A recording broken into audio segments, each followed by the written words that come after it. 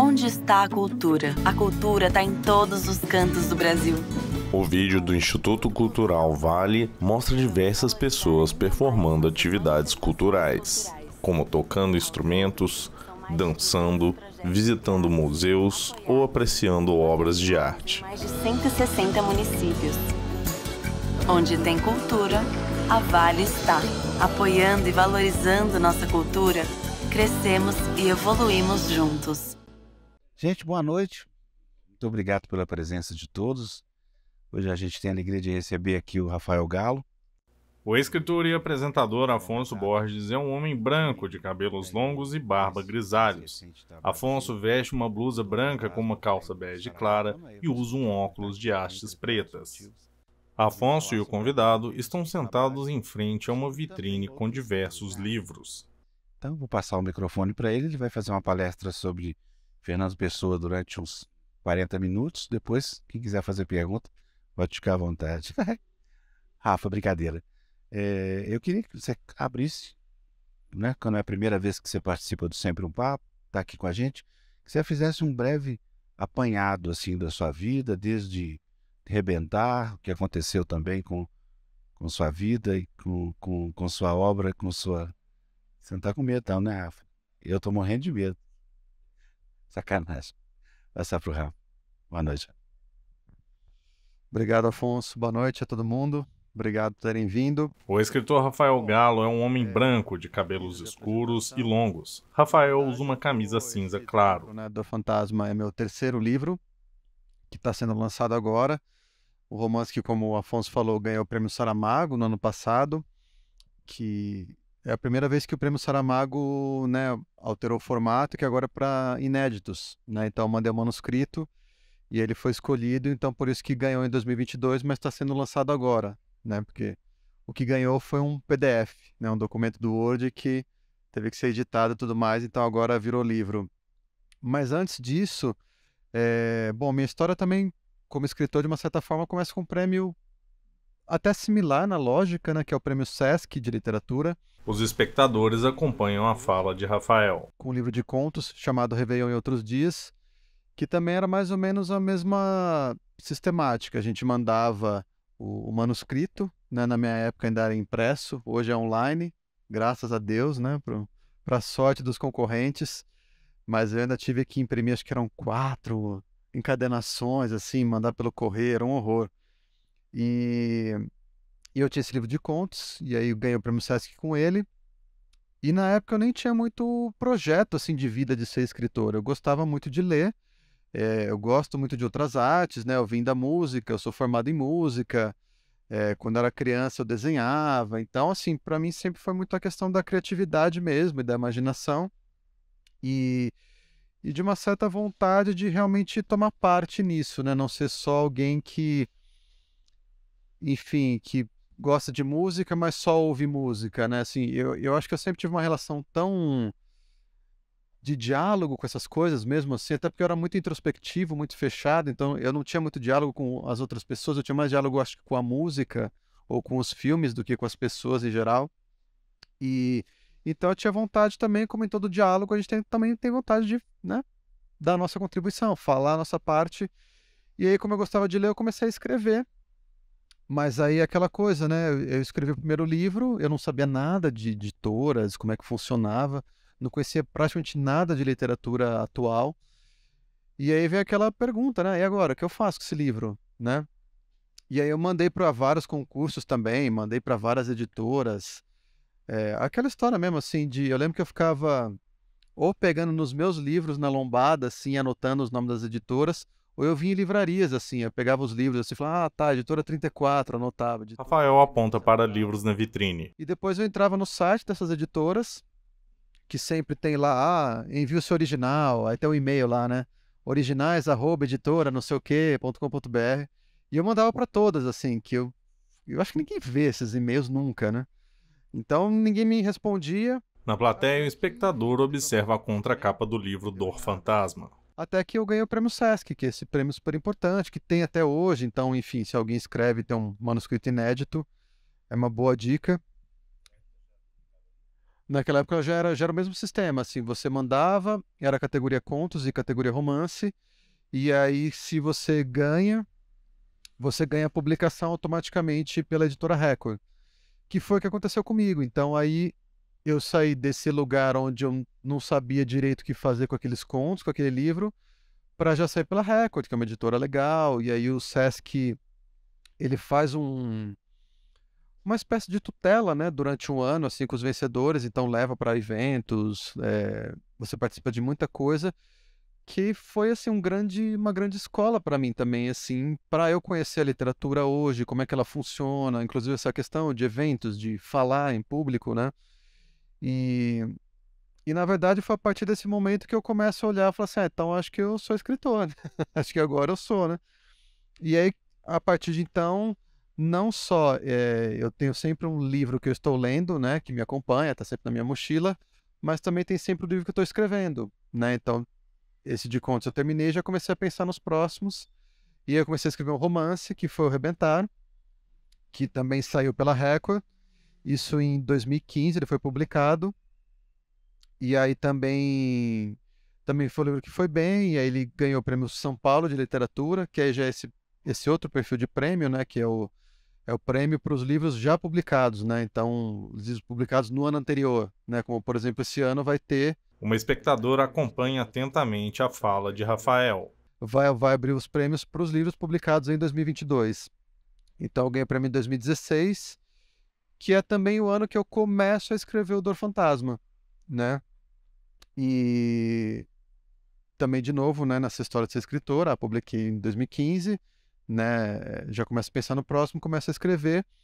E é um livro que, enfim, vai dar muitas voltas, vai passar por muita coisa, até que em 2022, finalmente, com essa mudança do Prêmio Saramago, de passar a ser para inéditos e de passar a ser a idade limite de 40 anos, que até então era 35, e em 2022 eu estava exatamente com 40 anos, e aí eu decidi mandar, falei, bom, então vai ser isso, né? Vou tentar isso com esse livro.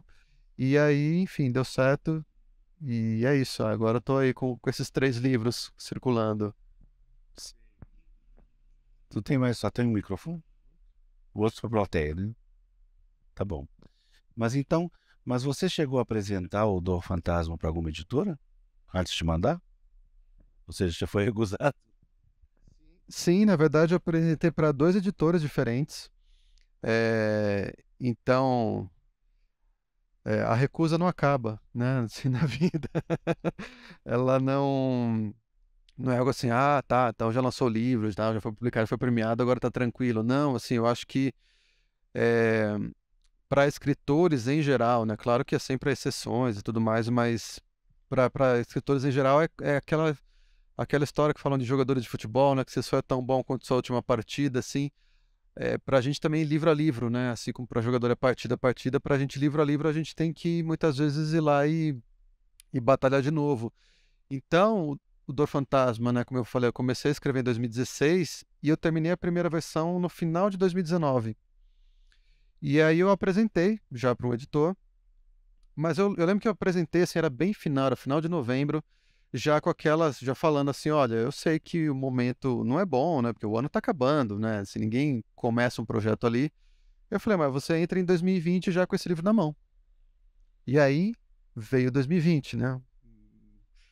E com tudo aquilo e tudo mais, e tudo parou no mercado editorial, tudo parou, enfim, em todo lugar, e aquela série de tragédias. Então teve 2 movimentos aí. Teve um movimento, esse geral do mercado, vamos dizer assim, que eu lembro até de... Tinha livros que estavam assim, já com o lançamento anunciado, né? Assim, já está impresso, vai ter o lançamento, sei lá, dia 15 de maio na livraria tal, assim. De repente, com aquilo fechou, não tinha mais eventos, cancela o lançamento, já não sabe mais se vai imprimir o livro ou não. Alguns foram lançados só no formato digital, teve aquela bagunça, né?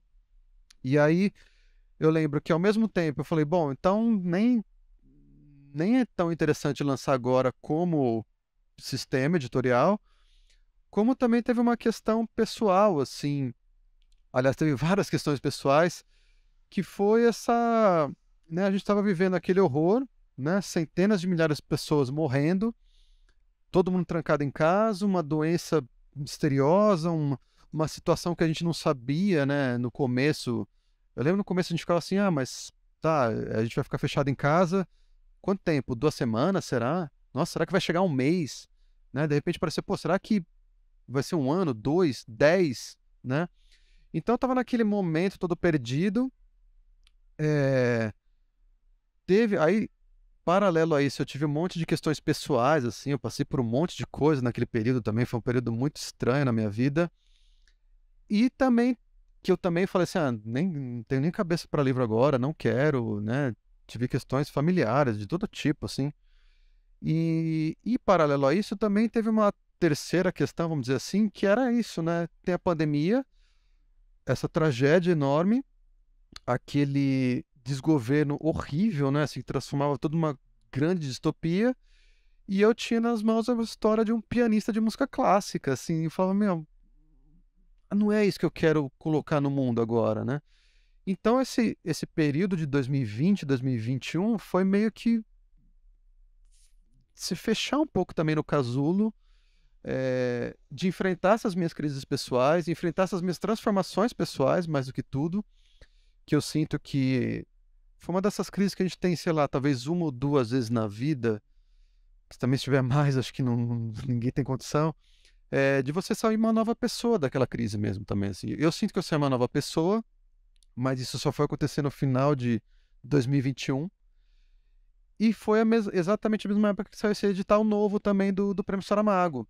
Então teve esse encontro que eu falei, bom, então eu acho que agora eu posso voltar e refazer o Dor Fantasma e talvez mandar e tentar ver o que eu consigo, né?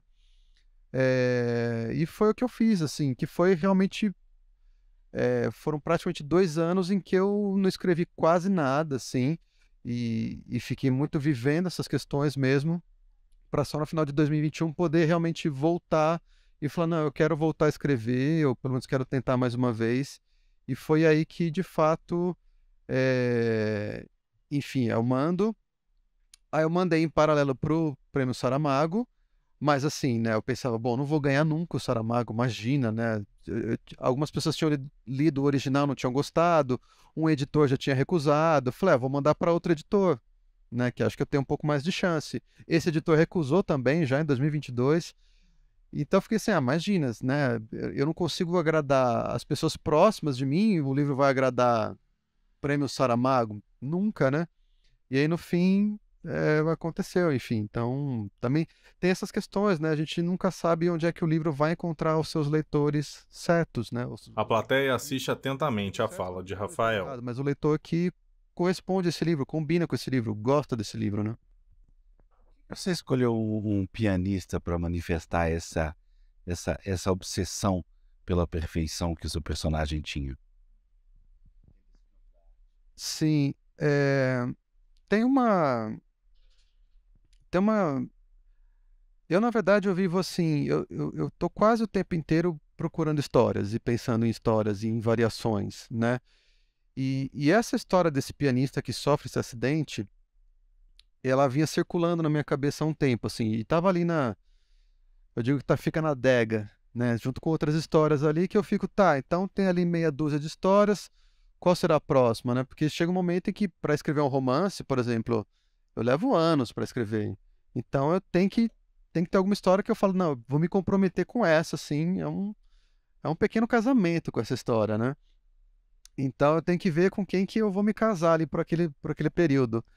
E, e essa não era a história que estava assim na frente, né? Tinha até uma outra que eu comecei a trabalhar nela, mas nesse período aconteceu que, enfim, eu sou formado em música, né? Eu fiz faculdade de música, eu trabalhava com música, então eu trabalhava com coisas criativas, né? Mesmo paralelo à literatura.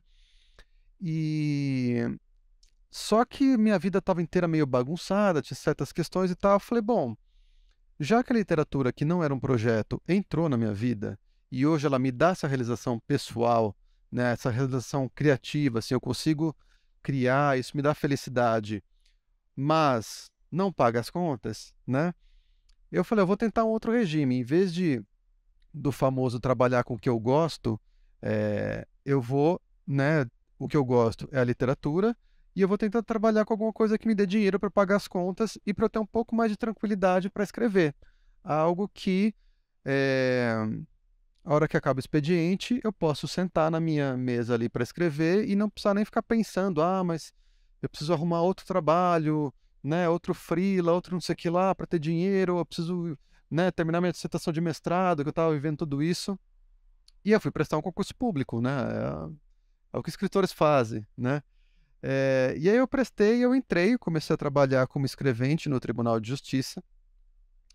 E, em especial, no primeiro lugar que eu comecei a trabalhar, assim, até por conta da área com a qual lidava, foi horrível, assim, foi horrível, foi absolutamente horroroso, foi, foi quase traumático, assim, não vou dizer que foi um trauma, porque acho que é aumentar a dimensão da coisa, mas foi a lógica de um trauma, assim, a lógica de trauma, eu digo até trauma ósseo, traumatismo, assim, né, a coisa de se quebrar, assim, eu sentia que eu estava deixando de ser quem eu era. O espectador acena afirmativamente para a fala de Rafael. Eu passava a maior parte do dia lidando com coisas que não me interessavam, eu me cansava, depois eu não conseguia fazer o que me interessava, e, enfim, toda essa questão da identidade se quebrou.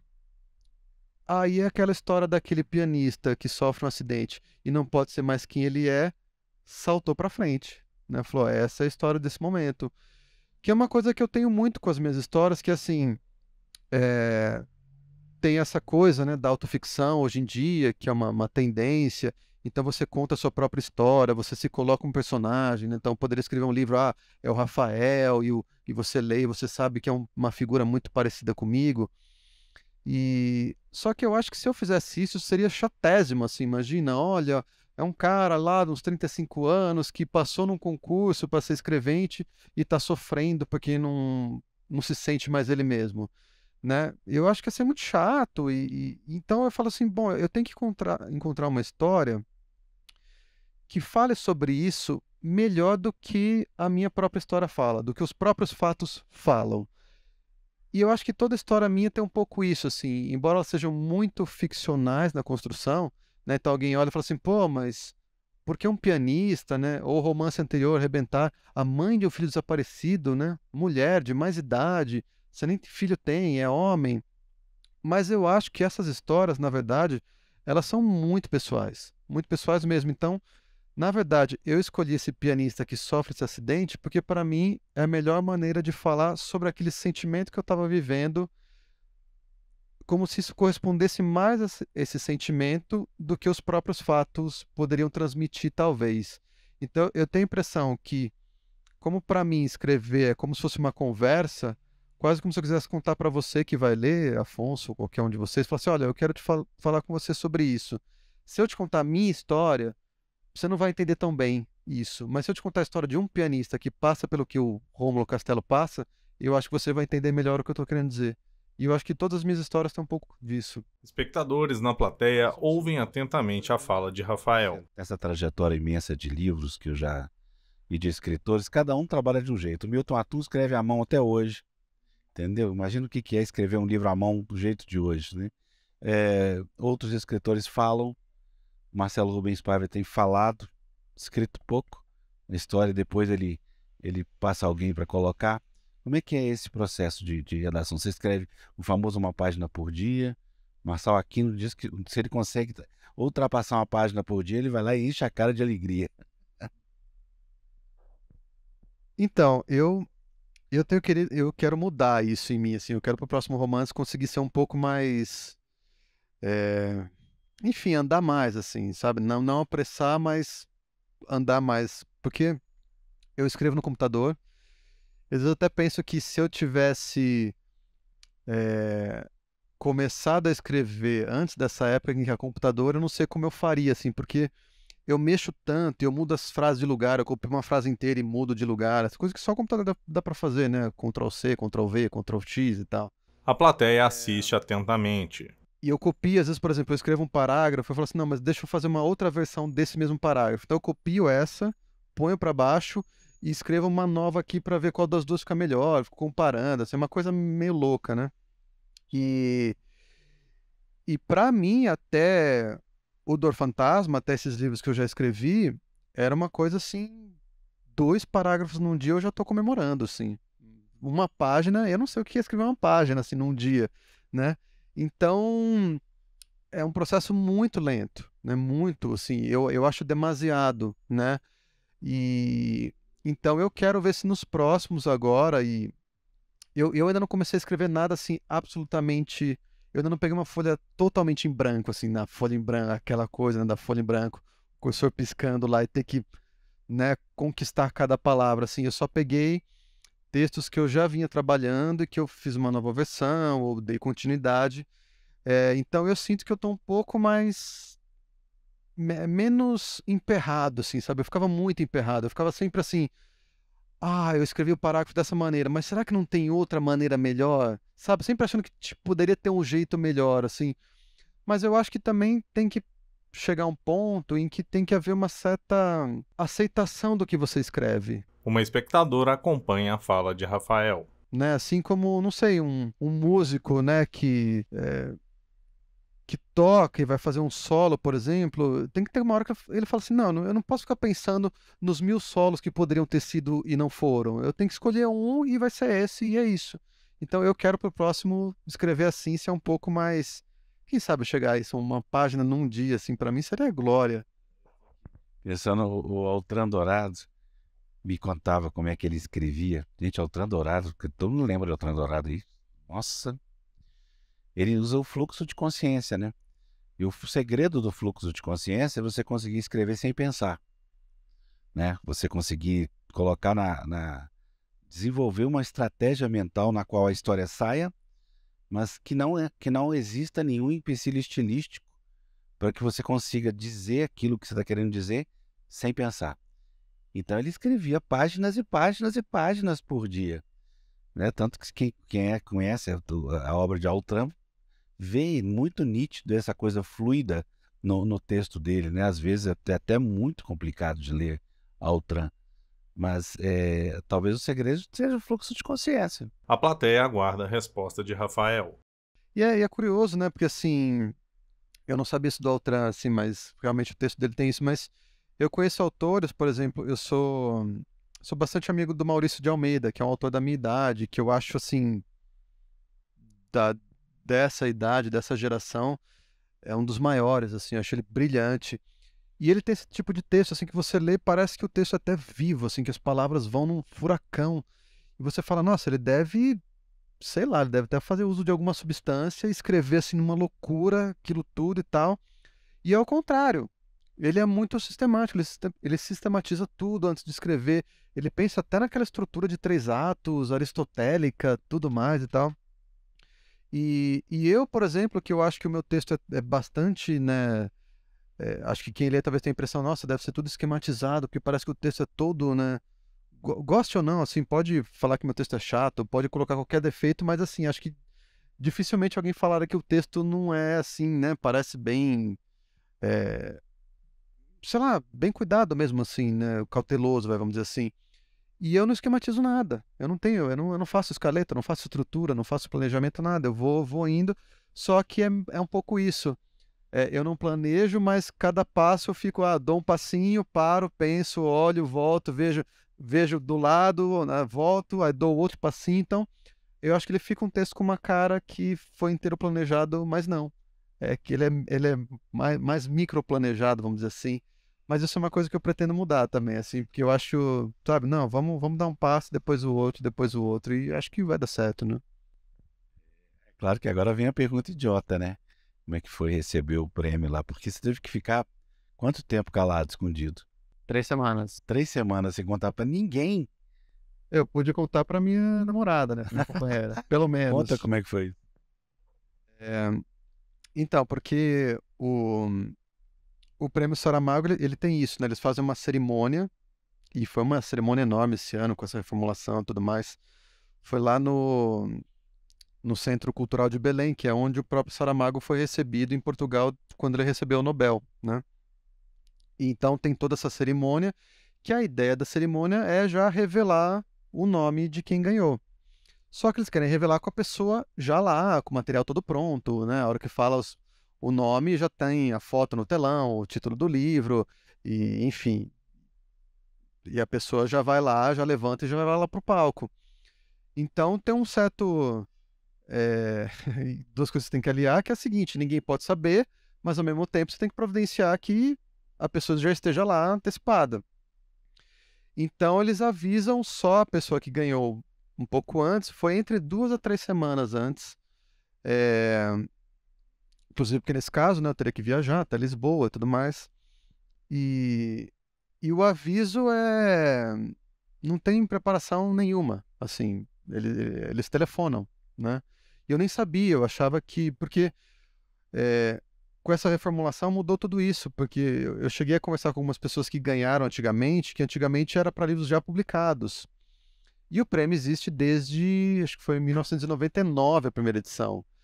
Então é antes de redes sociais e tudo mais. Então eu conversei com pessoas que ganharam, por exemplo, no começo dos anos 2000, que acho que eles mandavam um e-mail para a editora ficava sabendo, comunicava o autor ou a autora. Então, né, acho que tinha algum preparo ali. A editora provavelmente falava, olha, né, ligava para o autor, a autora falava, você pode conversar, né, o gato subiu no telhado, enfim, aquela história toda. Comigo não teve preparo nenhum. Eu estava em casa, que eu estava trabalhando de home office no dia, e tocou meu celular, e eu vi aquele numerozão enorme assim na tela, né? 00351. E eu falei, não vou atender, é telemarketing, né? Só liga propaganda hoje em dia, enchendo as paciência, né? Eu falei, não vou atender não. Mas eu olhei aquele número diferente e era isso, né? Era enorme e o começo era 035. E eu sei que 35 é o prefixo daqui do sul de Minas, né? Poços de Caldas ali. Eu falei, tô me ligando de Poços de Caldas, né? E eu tenho os conhecidos lá. Eu falei, será que é aquele povo, né? Eu falei, deixa eu atender, vai. Aí eu atendi. A hora que eu colei no ouvido, eu vi aquele burburinho de fundo típico do telemarketing. Aquele exato burburinho. Eu falei, é telemarketing. Pumba, desliguei. Desliguei e joguei de lado. E ainda bem que eles não ligam pro próximo, assim, né? Já, então perdeu, né? Aquelas promoções de rádio, Esse aí assim, não sabe? deu. Segundo aí. Aquela promoção de rádio, ó, tem que atender e falar Saramago, não pode falar alô. Se falar alô, perdeu. E aí eu peguei, mas eu fiquei encafifado porque era um número muito diferente, assim, enorme. Aí eu botei no Google o número inteiro. Aí não apareceu nada. Eu falei, eu vou desde o começo. E eu comecei a digitar, né? Acho que eu não lembro se eu digitei prefixo, acho que eu digitei prefixo 35. Então, aí quando eu comecei a botar o 35, aí já apareceu prefixo 351 Portugal. Eu falei, opa, ligação de Portugal. Mas é muito estranho os subterfúgios, vamos dizer, da nossa mente, assim, porque a partir desse ponto que eu vou falar parece uma idiotice completa. Todo mundo vai pensar, se fosse comigo, eu não agiria assim, eu não pensaria isso, eu saberia que é o Prêmio Saramago, mas vai por mim. Quando acontece com a gente, alguma chave na nossa cabeça vira, porque eu falei, bom, Portugal, eu vou ligar de volta. E aí eu liguei. Aí eu liguei, atendeu uma pessoa, uma senhora, que depois eu vim a saber que é a Guilhermina Gomes, que é a presidente do júri do prêmio. Ela atendeu, eu falei, oi, eles me ligaram desse número, né? Ela falou, quem fala? Eu falei, Rafael. Ela falou, Rafael Galo? Eu falei, é. Não, antes, inclusive. Quando eu vi que era de Portugal, eu falei, bom, eu fiz a inscrição para o prêmio Saramago, é online, né? Você coloca todos os seus dados, aquela história, põe telefone, e-mail, CPF. Eu falei, bom, cadastraram no telemarketing de Portugal agora. Vão me ligar para falar que tem cartão pré-aprovado na loja Renner de Portugal. Mas eu falei, vou ligar de volta mesmo assim. Aí eu liguei, ela atendeu, eu falei, Rafael? Eu falei, Rafael. Ela falou, Rafael Galo? Eu falei, sim, Rafael Galo. Ela falou assim, eu sou a Guilhermina Gomes, presidente do júri do Prêmio José Saramago. De novo, a chave entra, eu falei, ela vai ligar, ela vai falar assim, olha, a gente agradece a sua participação, estamos ligando para avisar que o seu livro, então, infelizmente, tem um problema não ganhou. na ficha, você preencheu errado. Tem alguma coisa, ela tá ligando para avisar, né? E em nenhum momento eu pensei, caramba, será que eu ganhei o prêmio? Eu acho que eu ganhei. Em nenhum momento. Até o momento em que, enfim, finalmente ela falou, você ganhou o prêmio José Saramago. E aí eu tive uma reação assim, Uma espectadora na plateia assiste atentamente à fala do convidado. Eu nem sabia que isso acontecia, nunca tinha acontecido comigo. A gente vê em geral na TV, assim, muitas vezes, em geral quando é tragédia, que alguém fica sabendo de uma notícia da morte e a pessoa desmonta, assim, no chão, assim, ela cai de joelho, assim. Eu caí desse jeito, assim, minhas pernas simplesmente desligaram, assim, tudo desligou no meu corpo. E eu caí no chão, e eu comecei a chorar, e eu comecei a rir ao mesmo tempo, e falar umas coisas absolutamente sem sentido, que aí eu acho que eu corri ainda mais risco de perder pro próximo, né? De repente, falar, não, foi uma brincadeira, a gente vai, né? Vai dar um prêmio para um louco, né? Porque tinha todas essas questões, o livro tinha sido recusado, eu tava numa baita de uma crise, eu já tava quase assim, falando, eu acho que eu vou parar de escrever, sabe? Acho que acabou esse momento da minha vida. Então eu saí desse extremo para um outro extremo que era o grande sonho, porque para mim o Prêmio José Saramago era o meu grande sonho, é o meu grande sonho ainda, né? Assim, talvez objetivamente outros prêmios sejam mais interessantes e outros escritores poderiam falar assim, não, pô, é melhor você ganhar, sei lá, o Man Booker Prize do que ganhar o Prêmio Saramago.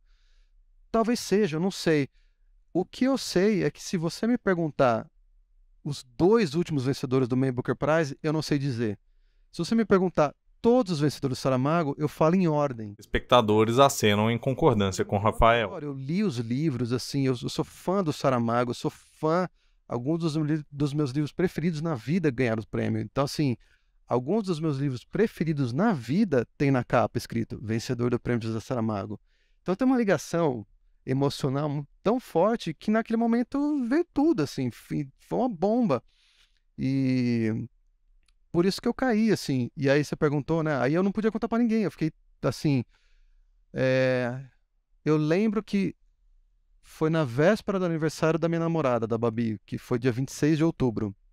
E aí eu ainda tava no chão quando eu liguei pra ela, inclusive, você falou se alguém podia saber, porque aí a Guilhermina falou, ó, conta só pra alguém do seu coração, só, ninguém pode saber, você tem que vir em segredo. E aí eu ainda tava no chão, eu liguei pra ela, e eu falei, você não acredita, acabei de receber uma ligação e tal. E ela conta melhor do que eu essa parte, assim. Ela falou assim, e ele ficava falando assim, chegou uma ligação. Aí eu contei toda essa história que eu contei pra vocês igualzinho pra ela. E eu vi, e era um número, eu atendi, não era. E ela ficava assim, pelo amor de Deus, o que que é? Alguém morreu, né? E aí eu falei, pô, eu ganhei o Saramago. Aí ela também, ela agachou no chão, assim, ela tava no trabalho, ela agachou, falou, nossa, eu não acredito e tal, não sei o que lá. Ela falou, como que é agora e tal? Você tem que ir pra lá. Aí que eu me dei conta que eu não tinha guardado nada do que a Guilhermina falou. Eu falei assim, eu acho que eu tenho que ir pra lá dia 14 de novembro, se eu não tô enganado. Eu falei, mas ela vai mandar um e-mail, ela vai explicar tudo depois, não tem problema, né? E a única frase que eu lembro, assim, que eu lembrava inteira, é o famoso, porque eu tava falando, né? Eu não acredito, não sei o que, tal. Ela falou, não, pode acreditar, o prêmio é seu e ninguém lhe tira, que é igual pra gente, ninguém tasca, né? Que é aí que eu fiz a tatuagem, né? No braço, assim, que eu falei pra ela. Falei assim, ó, eu vou tatuar essa frase no braço por causa desse momento. O que é, Tata? Ninguém lhe tira. Ah, que legal. Que é essa coisa sabe, de me lembrar pra mim mesmo, porque eu tinha perdido também. O Dor Fantasma quase foi pro lixo. Não é força de expressão. Tava prestes aí, né? Então, assim, pra lembrar, sabe, assim, que, pô, de novo, nessa coisa a gente tem que, livro a livro tem que ganhar. Meu, quando perder e parecer que tá tudo perdido e que não vai sair do buraco, sabe, assim, não deixa perder, né? Saramago me contou que no dia que ele recebeu esse telefonema do Nobel, é claro, né? Toda a pompa, circunstância e tudo. Mas disse que ele telefonou, olhou para Pilar e falou assim: já sei até quem vai me pedir dinheiro emprestado. O espectador faz perguntas no microfone. Na verdade, eu queria fazer duas perguntas. Primeira, se você continua sendo escrevente. Segundo, que se é uma curiosidade, se realmente como você é músico, se esse Rondó Fantástico do Liszt é considerado por muitos como a peça mais difícil mesmo. Tá. Bom, primeiro, se eu ainda sou escrevente, sim e não. Eu pedi uma licença agora. Finalmente na minha vida consegui, né, ter uma situação que eu posso pedir uma licença, mas eu mantenho um cargo. Então, assim, eu não estou trabalhando, não estou recebendo, claro, também, mas se eu quiser voltar, meu cargo até 2 anos eu volto e continuo igual, né? Que enfim, para tentar viver esse momento e tentar ver o que vai sair dele, né? Mas tudo que eu escrevi até agora, enfim, esse vai ser o próximo vai ser o primeiro livro escrito sem ser um assalariado, assim, e fazer dupla jornada.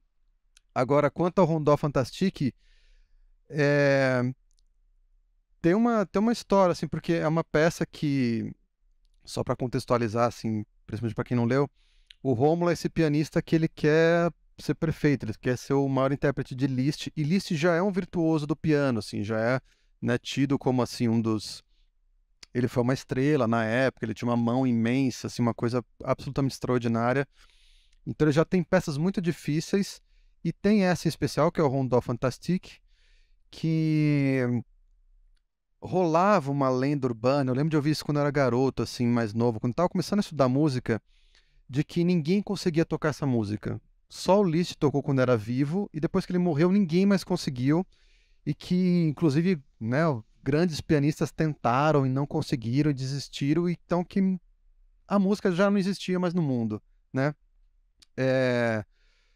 Porque, de fato, teve alguns pianistas, e aí um deles, me fugiu o nome agora, que é um grande pianista, ele cunhou esse termo, ele falou assim, essa peça é intocável, e ele nunca tocou, né? Ele era um cara de quem se esperava que fosse tocar e nunca tocou.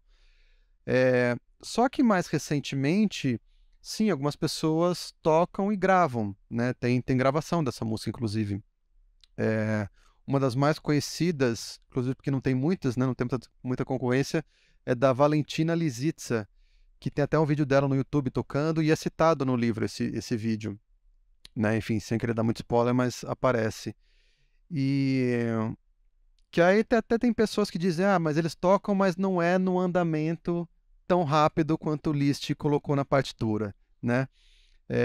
Mas enfim, ela deixou de ser intocável, ela é tocada, mas essa lenda permaneceu por muito tempo, assim. E aí eu lembro que quando eu estava começando a escrever o livro, eu falei, é um elemento interessante, né? Ter esse personagem que ele quer tanto a perfeição e ele tem essa tragédia, né? Ele é como se ele está sempre prestes a alcançar a perfeição e no momento em que parece que finalmente ele vai alcançar, ele perde isso.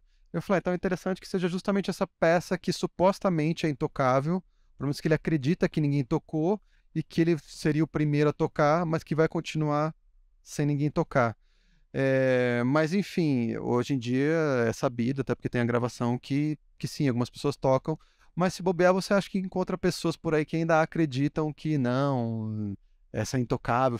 Sabe, isso me interessava, essas crenças que são repetidas, as pessoas ficam falando assim, essa peça do Liszt é intocável, só ele tocou, sabe, e ninguém mais tocou. Aí você fala, não, já tem registro, gente, já tem gente que tocou e tal.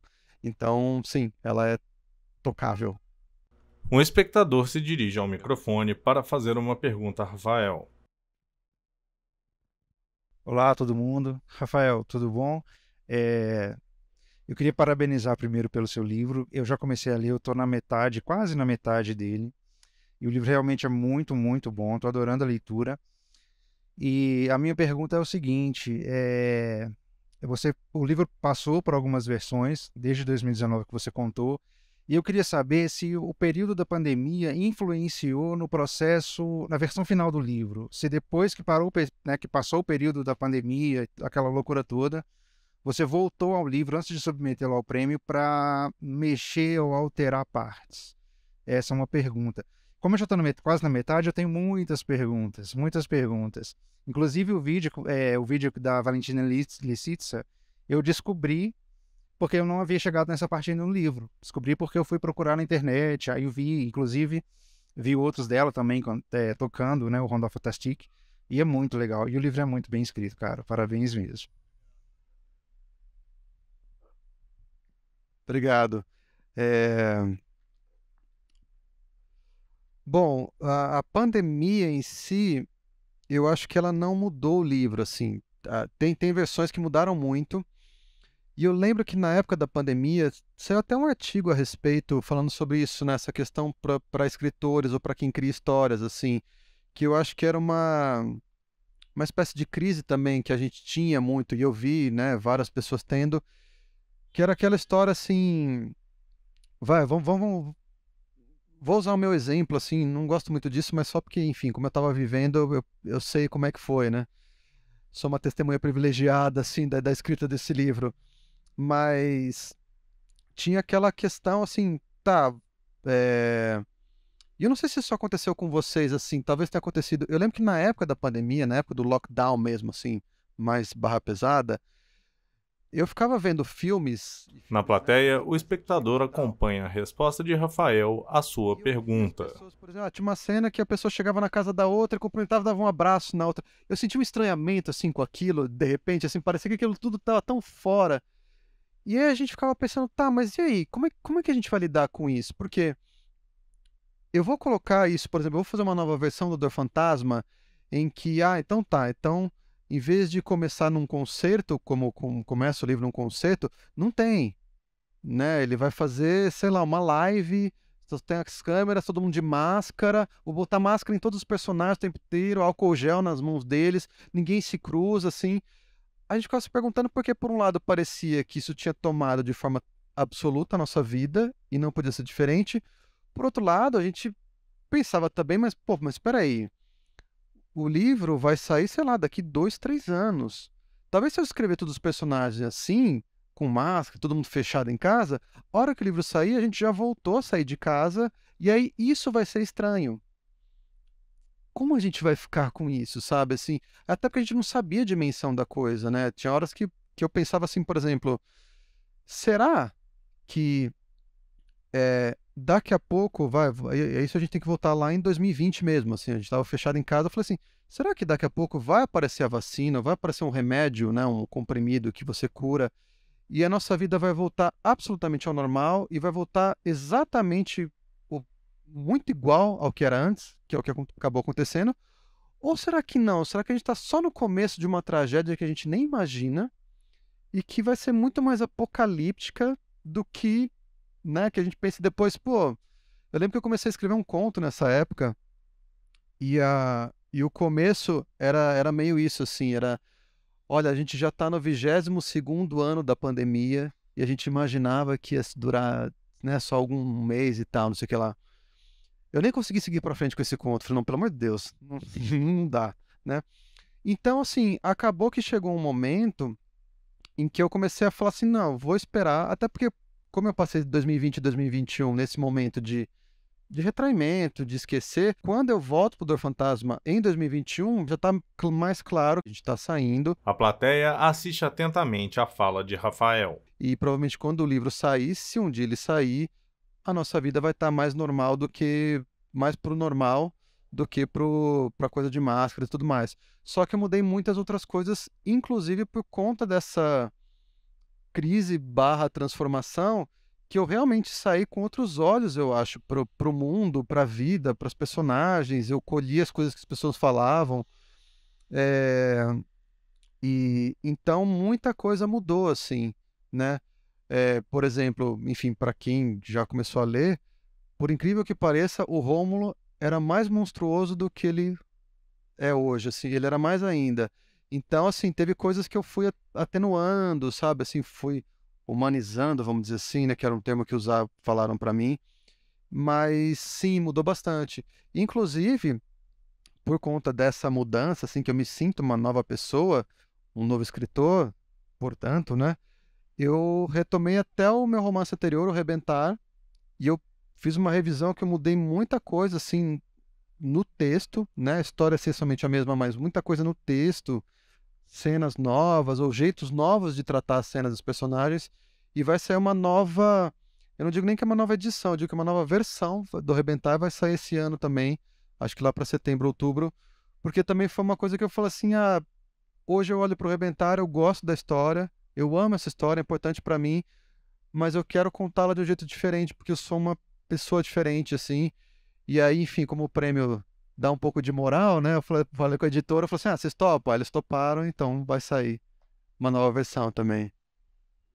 Ricardo Ramos Filho, né, presidente da UBE, mandou 2 perguntas. Afonso tem em mão o celular de onde lê as perguntas. A rigidez da personagem Rômulo em Dor Fantasma impede que ele tenha consciência da própria infelicidade. Você concorda? Segundo, a impressão que temos ao ler Dor Fantasma é que foi um livro que trouxe muito sofrimento ao autor ao ser escrito. A sua relação com a música dificultou as coisas ou facilitou? Foram 3 perguntas, na verdade, né? E a relação com a música dificultou as coisas ou facilitou? Tá. Bom, primeiro a rigidez, para quem, enfim, só um parênteses, para quem não conhece, Ricardo Ramos Filho é escritor também, né, além de presidente da UBE, e neto do velho Graça, né, do Graciliano Ramos. E, bom, primeiro a rigidez, sim, eu acho que a rigidez do Rômulo, isso na minha leitura, eu sei que, né, agora que o livro começa a ser lido, você começa a ver que bate em pontos diferentes das pessoas ou em medidas diferentes, assim. É quase um teste de personalidade até esse livro, assim, pelo que eu vejo de pessoas que olham e falam assim, nossa, mas o Rômulo é um monstro, eu não consegui quase não consegui ler, porque ele é tão difícil de gostar. E aí, no outro extremo, tem gente que vem e fala assim, às vezes dá vontade de fazer isso com os alunos mesmo e tal, não sei o que lá. É quase um teste. Mas eu acho que, para mim, essa rigidez é central nele, assim, acho que é um traço que até a tragédia dele, ou esse lado obsessivo dele, tem raiz nessa rigidez, e que para mim era um tema central do livro, assim, era um tema que não só impede ele de ver a própria infelicidade, como impede ele de...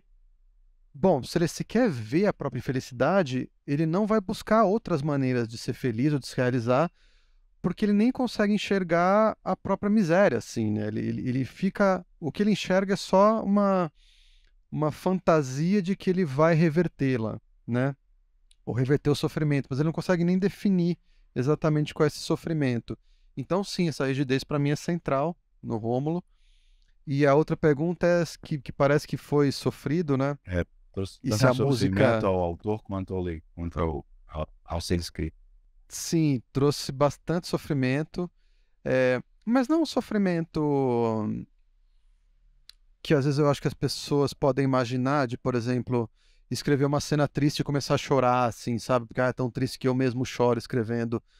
Porque eu acho que, pelo menos pra mim, em geral, de novo, né, naquela coisa de dar um passinho de cada vez, eu penso muito sobre cada parte do livro antes de escrevê-la, como se tivesse uma escrita antes da escrita.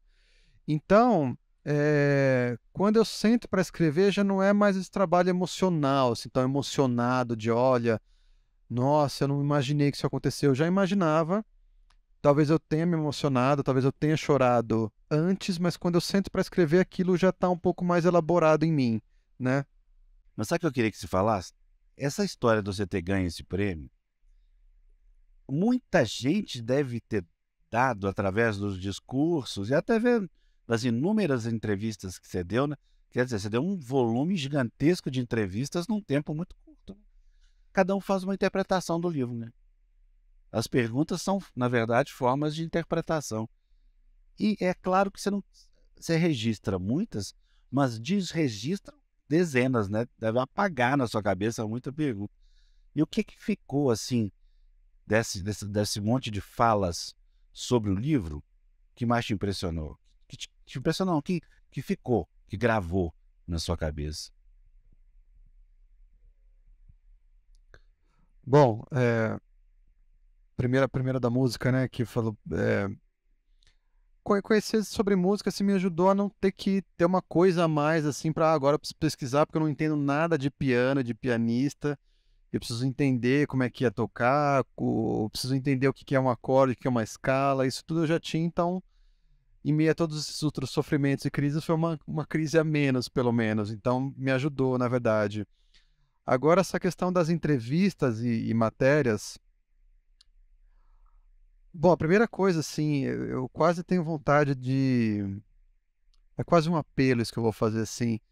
Não acreditem muito em manchetes, tá? Que vocês veem, mesmo que seja comigo, assim, porque é uma coisa maluca, né? A maioria das entrevistas, pelo menos hoje em dia, é assim, né? As pessoas fazem conversando e... Então vem alguém, conversa comigo, eu fico lá falando E às vezes eu converso com pessoas mais, não sei, gabaritadas, mais experientes, assim, que tem me dado essa dica. Falou, ó, você precisa falar, né? Você precisa pensar no que você vai falar, na frase que você vai falar, porque isso vai sair em texto. Então, se tem alguma coisa que você quer transmitir, um valor, você fala desse jeito. E às vezes eu entro na entrevista com essa cabeça, mas na hora que eu começo a conversar igual se fosse com um amigo e tudo mais. E eu acabo falando um monte de coisa, coisas que eu me arrependo, besteiras e tudo mais. E aí isso ainda passa por um filtro que é a pessoa pegar o áudio e ter que escrever isso em texto e ainda num texto que caiba ali né, no veículo, seja uma revista, seja um site e tudo mais. E aí essas pequenas alterações, assim, é muito estranho. Eu mesmo depois eu vejo, assim, e, e aí, claro, eles escrevem em primeira pessoa, como se fosse uma fala minha, né? Como se, tipo, aí põe entre aspas lá, eu senti tal coisa quando eu recebi a ligação do Prêmio Saramago. Com a minha foto ali do lado, e eu olho e falo, nossa, é muito estranho, porque eu não falei exatamente isso, né? E, e eu fico, pô, de repente as pessoas vão ter uma impressão de mim, talvez, assim, por aquela frase, aquela foto, assim, né? Porque as pessoas sempre querem pegar aquele ponto seu, e justamente aquele ponto que você falou alguma coisa, fala, ó, essa frase aqui é meio impactante, né? E eu sou o contrário disso, né? Eu lembro que acho que foi a primeira entrevista que saiu. É uma entrevista que eu falei o tempo inteiro sobre fracasso, sobre como é difícil, sobre essas recusas que continuam a acontecer, sobre apanhar pra caramba e tal. E em algum momento eu falei assim, é, o cara me perguntou assim, mas e a pressão, né, de fracassar, por exemplo, é, ela, ela te paralisa, ela te causa algum efeito? E eu falei que não. E eu falei alguma coisa tipo assim, não, a- é, eu não sinto a pressão de fracassar, mas era mais no sentido assim, eu não sinto, eu não fico parado, não tem uma pressão de fracassar que me paralisa, porque eu já fracasso o tempo inteiro, eu lido com o fracasso o tempo inteiro, então não é a pressão em si. Para mim é isso, é fracassar e levantar e continuar e voltar para mim, para o que me importa, por que razão aquele menino lá de trás queria criar histórias, assim, para mim é essa a luta, né? A pressão de fracassar, porque não vem, tá lá longe de mim, né? E eu falei mais ou menos isso, assim, com essa oratória, né, maravilhosa que vocês puderam presenciar. E essa é a manchete, assim, do tipo assim, não, a pressão, eu não sinto pressão em fracassar, não sei o quê. Parecia que, tipo assim, eu era um cara mega orgulhoso, assim, absolutamente vaidoso, que não, sabe, se sente invencível, assim. Na plateia, uma espectadora sorria ao ouvir o testemunho de Rafael. Eu postei com uma legenda, falei assim, gente, que foi a primeira, né, foi aquele susto, né, não acredita em manchetes, não é bem assim e tal, escrevi pra ele, e ele mesmo falou assim, não, pô, o editor mudou, né, mas realmente ficou estranho e tal, e aí depois foram várias que eu falei assim, não vou toda hora ficar pedindo desculpa pela manchete, né, também agora começar a ficar uma coisa até desagradável, né, mas enfim, não acredito nas manchetes, tá, nem sempre é exatamente aquilo, porque às vezes também tem uma coisa assim, eu falo assim, eu acho que, ou eu sinto que, né, ou pra mim é isso. E a pessoa tira, esse pra mim é isso, é gordura do texto. E aí põe a frase como se fosse uma coisa assim absoluta, né? Eu falo, não, gente, é só pra mim, no meu mundinho ali, né, tranquilo. Gente, mais alguma pergunta? Uma espectadora se dirige ao microfone para fazer uma pergunta. Boa noite. Eu tenho plena consciência que às vezes a pergunta que eu posso fazer é aquele tipo de pergunta que a gente faz para o autor e ele pode te responder, não tinha significado nenhum, né? Passou na minha cabeça. Mas por que pseudônimo? Né? Isso me deixou muito intrigada, assim, de ter submetido um nome que eu não achei relação nos livros, né? Nos outros livros também. E um outro comentário aqui que eu queria fazer, mas nem no sentido de dúvida, mas para parabenizar mesmo. A gente sabe que a literatura é uma atividade muito política, né? O discurso é um ato muito político. E é muito reconfortante, assim, para uma pessoa jovem, né? Que eu considero uma pessoa jovem, ver que você trouxe um pouco desse discurso político também para lá. E eu queria entender essa relação também da política com os livros, né? Com a escrita, como que você trouxe isso? Dá para perceber que tem toda uma questão da música, né? Essa questão de estar inserido no mundo público, no direito público, do concurso, a gente consegue perceber que tem uma correlação muito intrínseca. Mas eu acho que deve ter um quê pessoal também, que é sempre importante para a gente entender a obra, né? Acho que talvez nem mais uma dúvida, mais uma constatação, mas essas dois questionamentos. Obrigado, imagina. Bom, primeiro pseudônimo, porque esses concursos que são, né, manuscritos e no anonimato, você tem que mandar com pseudônimo. Foi assim no Prêmio Sesc, foi assim no Prêmio Saramago, e o pseudônimo que eu usei foi Pestana, ou como disseram lá em Portugal, Pestana, que é o nome do protagonista de um conto do Machado de Assis, que se chama Um Homem Célebre, que é um conto que eu adoro, assim, eu amo, acho sensacional, recomendo muito a leitura. É fácil, você põe no Google, né? Machado tá em domínio público, tá disponível. Que é um pianista. É um pianista que ele gosta de música clássica, ele gosta do Beethoven, do Mozart, do Bach. Ele quer compor algo na altura desses caras, ele quer compor uma sinfonia, uma sonata, quer compor esse tipo de música, só que ele senta para compor e não sai isso, sai polca, que era o gênero popularesco da época, assim, era o gênero de dança de salão das festas.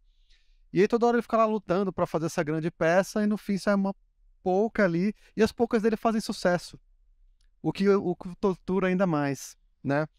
Então, é um personagem que eu falei, bom, legal, gosto dele, acho que tem a ver com música, com literatura, e ainda mais com esse livro, né, com o Dor Fantasma, que tem um pianista, eu falei, acho que tem uma relação, vou colocar a Pestana.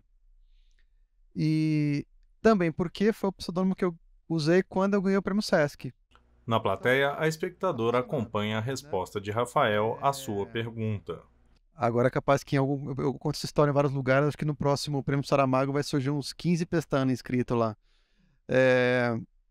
Dá sorte, né? Mas E a outra questão política, né? Eu acho que tem alguns aspectos nisso, né? Eu acho que é difícil. É claro que o termo político, né? Ele é um termo assim bastante. Ele permite muita elasticidade, né? Até, né? Tem essa frase assim que muita gente fala hoje em dia, né? Tudo é político, né? O que eu também acho que banaliza um pouco, porque sei lá, você comer um pastel na feira é político, assim, também começa a ficar um pouco, né, estranho. Mas eu acho que quase tudo realmente passa pela política, porque a nossa vida passa. Aí que eu acho que é a grande questão.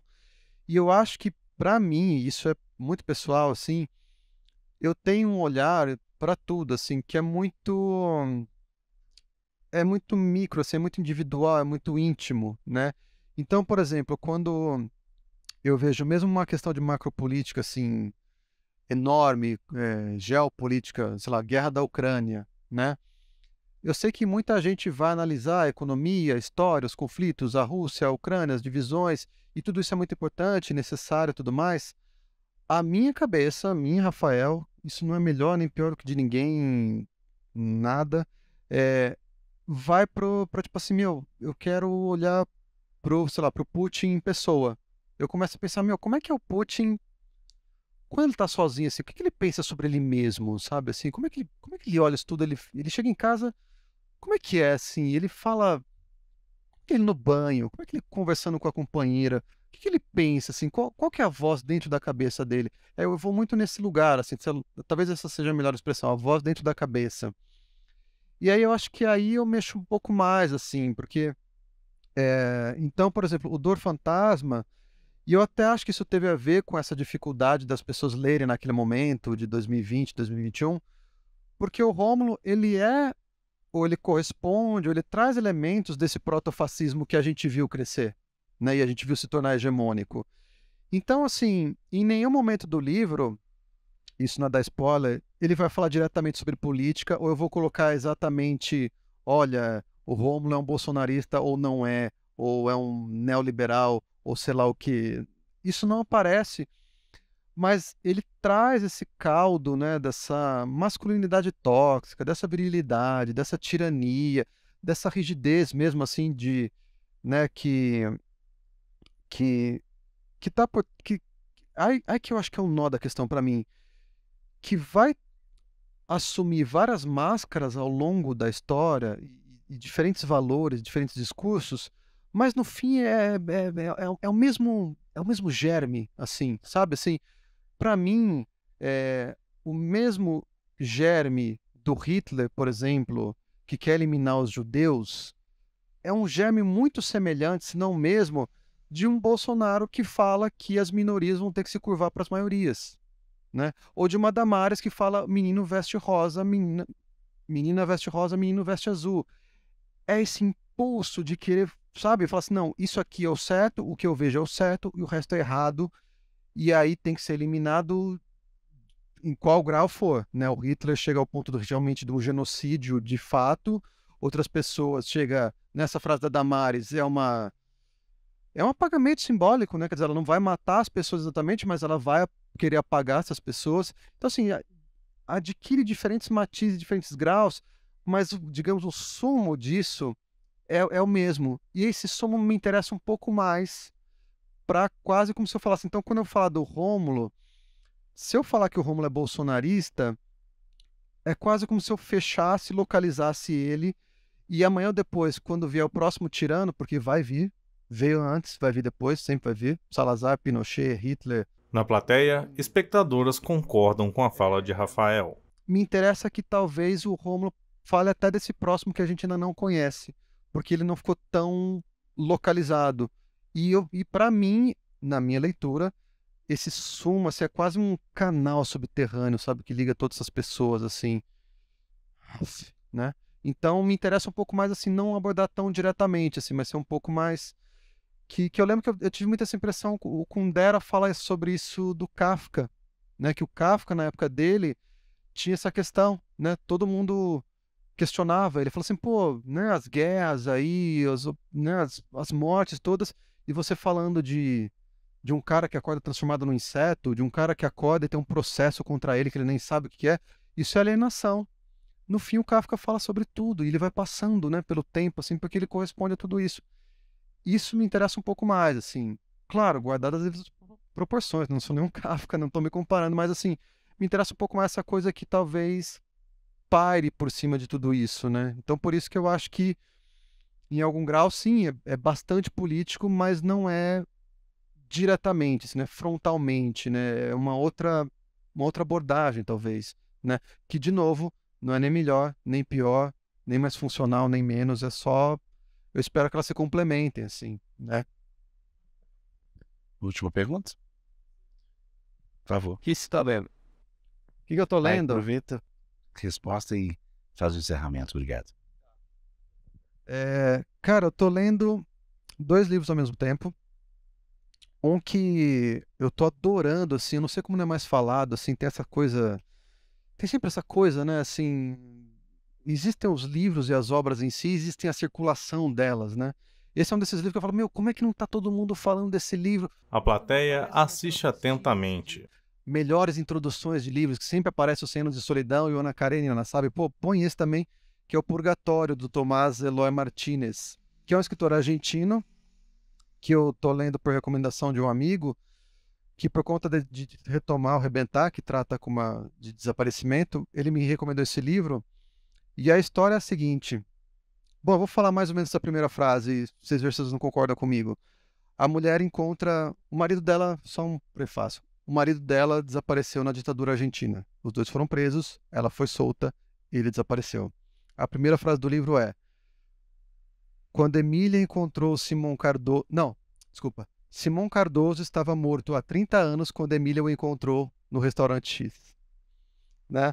Ela encontra ele está igualzinho, ele estava 30 anos. Ela envelheceu 30 anos e ele não. E ela se reencontra e o livro segura, assim. Você fala, pô, com esse começo como é que vai segurar? Ele segura. Maravilhoso o livro, maravilhoso. E o outro que eu estou lendo é de uma conterrânea aqui, que é o... Risque essa palavra, que é o mais recente da Ana Martins Marques, que eu acho uma poeta, assim, das maiores vivas, assim, eu acho ela sensacional, né? Então são esses 2 que eu tô lendo. E com isso encerramos, né? Boa, sempre bom encerrar com leitura, né? Em vez de falar tanto de escrita, falar de leitura. Bem legal. Obrigado a todo mundo. Obrigado, Afonso. A plateia rompe em aplausos a Rafael.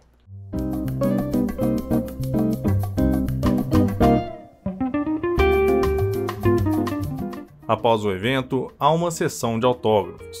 Rafael recebe o público para conversar e tirar fotos.